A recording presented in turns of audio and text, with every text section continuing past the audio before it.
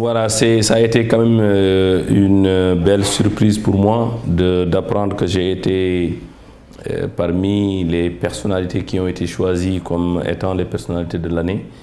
Je pense que je devais rendre grâce à Dieu et féliciter ceux qui ont porté leur choix sur ma modeste personne. En fait, je ne connais pas les critères qui ont présidé à ce choix, mais ce que je sais, c'est que c'est un gros challenge pour moi, parce qu'une fois qu'on est à ce niveau-là, je pense qu'on n'a plus droit à l'erreur. Ce qu'il faut faire, c'est de redoubler davantage d'efforts.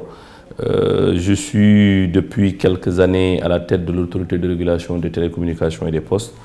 Je pense que nous faisons le maximum pour permettre le secteur permettre au secteur de se développer.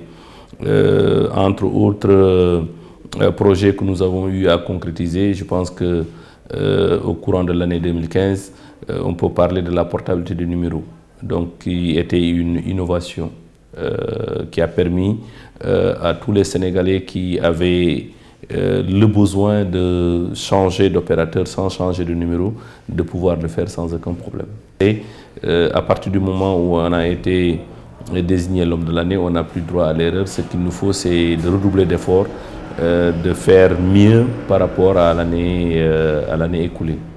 Vous savez, le secteur des télécommunications et des postes est un secteur qui évolue très rapidement.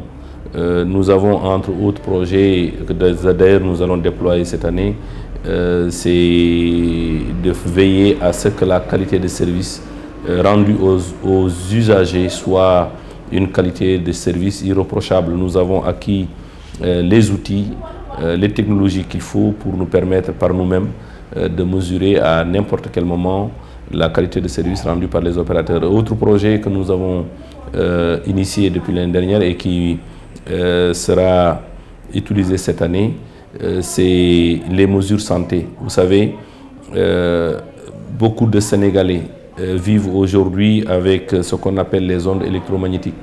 Donc vous avez constaté sur beaucoup de toits des antennes communément appelées des BTS qui sont installées. On devait vérifier est-ce que ces antennes n'ont pas un impact sur la santé des populations. Pour cela également, nous avons acquis des outils qui vont nous permettre très prochainement de mesurer, le niveau pour nous rendre compte par nous-mêmes également, est-ce que les antennes n'ont pas un impact sur la santé des populations, parce qu'il y a des normes qui sont connues. Est-ce que ces normes sont respectées par les opérateurs? Au cas contraire, nous demanderons à ce que les normes soient respectées pour qu'il n'y ait pas d'impact sur la santé des populations. Ça, c'est un projet majeur et innovant. L'autre projet sur lequel nous allons travailler cette année, c'est l'adressage en ce qui concerne le secteur postal. Nous allons mettre en place un système d'adressage basé sur la géolocalisation. C'est un projet qui est très avancé et qui va nous permettre de doter le Sénégal d'un système d'adressage basé sur la géolocalisation. Je voudrais remercier les organisateurs et dire que c'est un grand plaisir pour moi d'être choisi, mais également je le considère comme un challenge. Et je voudrais vraiment les féliciter, les remercier pour ce geste en direction de ma modeste personne.